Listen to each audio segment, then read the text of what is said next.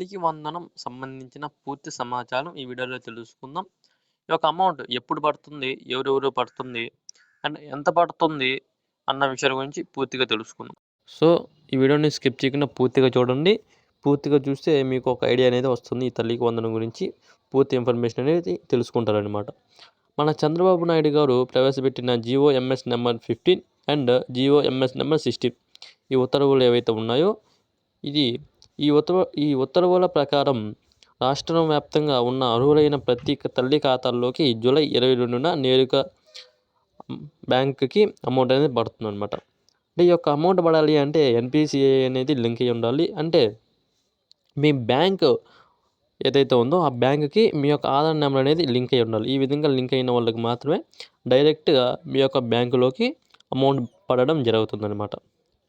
So ప్రక్రియ ద్వారా డబ్బులు జమ కానున్నాయి. అంటే DPT ఏదైతే ఉందో అంటే డైరెక్ట్ బెనిఫిట్ ట్రాన్స్ఫర్ ద్వారా మీ అకౌంట్లోకి డబ్బులు అయితే పడతాయి అన్నమాట.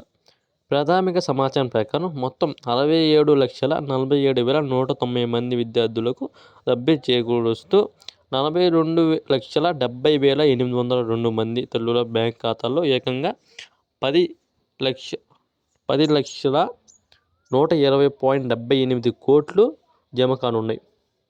అర్థమైందా? అంటే మొత్తం 42,70,802 మంది తల్లుల బ్యాంక్ ఖాతాల్లోకి ఏకంగా 10,120.78 కోట్లు పడతాయి అన్నమాట. అంటే ఎంతమందికి ఎంత పడతాయి అనేది అర్థమైంది కదా మీకు. సో ఇదన్నమాట ఇన్ఫర్మేషన్. సో తల్లికి వందనం స్కీమ్ బ్యాక్గ్రౌండ్ విజన్ చూసినట్లయితే అంటే ఆంధ్రప్రదేశ్ ప్రభుత్వం పాఠశాల విద్యను మరింత అందుబాటులోకి తీసుకురావడానికి విద్యా వ్యవస్థలో సమానత్వాన్ని మరియు సమగ్రతను పెంపొందించడానికి విప్లవాత్మక నిర్ణయం తీసుకుందనమాట. అంటే మన చంద్రబాబు నాయుడు గారు ఈ తల్లికి వందనం అని అంటే ఇంటికి ఇద్దరికి వేయడం అనేది ఎందుకు జరుగుతుంది అంటే అందరిని ఈక్వల్గా చూడడం వల్ల మాట. అంటే ఎందుకు చేస్తున్నాడు అంటే పేదవాళ్ళకి చదివించడం కష్టమైపోద్ది కదా. సో అలాంటి వాళ్ళకి సంవత్సరానికి 15,000 రూపాయలు వేయడం వలన డ్రాప్ అవుట్ స్టూడెంట్స్ కూడా తగ్గుతారని చెప్పేసి వేయడం అనేది జరుగుతుంది. 1వ తరగతి నుండి 12వ తరగతి వరకు అంటే ఇంటర్మీడియట్ వరకు చదువుతున్న విద్యార్థులందరికీ ఈ ఆర్థిక సహాయం వర్తిస్తుందన్నమాట. కేవలం ప్రభుత్వ పాఠశాలలకే కాకుండా గుర్తింపు పొందిన ప్రైవేటు కళాశాలలు మరియు ప్రైవేట్ స్కూళ్ళకు కూడా ఈ యొక్క అమౌంట్ పడడం అనేది జరుగుతుందన్నమాట. ఓకేనా. కాకపోతే ఈ తల్లిళ్ళ ఖాతాల్లో పడేది కేవలం 13,000 రూపాయలు మాత్రమే. అంటే మొత్తం 15,000 రూపాయలు పడతాయి మామూలుగా అయితే. బట్ ఈ యొక్క 13,000 రూపాయలు తల్లిల ఖాతాల్లో పడతాయి. సో మిగిలిన అమౌంట్ ఏదైతే ఉందో అంటే మిగిలిన అమౌంట్ 2,000 రూపీస్ ఏదైతే ఉందో అది స్కూళ్ళకి మరియు కాలేజీలకు పడడం అనేది జరుగుతుంది. ఈ కాలేజెస్ స్కూల్స్ ఎట్లా ఉపయోగిస్తారు 2,000 అంటే ఈ యొక్క 2,000 రూపాయలు ఏ విధంగా మినహాయించిన మొత్తం రాష్ట్రంలోని పాఠశాలలు మరియు జూనియర్ కళాశాలలో మౌలిక సదుపాయాల కల్పన అంటే పరిశుభ్రత అంటే నీట్నెస్ అంటే స్కూల్ మెయింటెనెన్సు అటువంటి అంటే స్కూల్లో కొన్ని పనులు చేయించాలి కదా.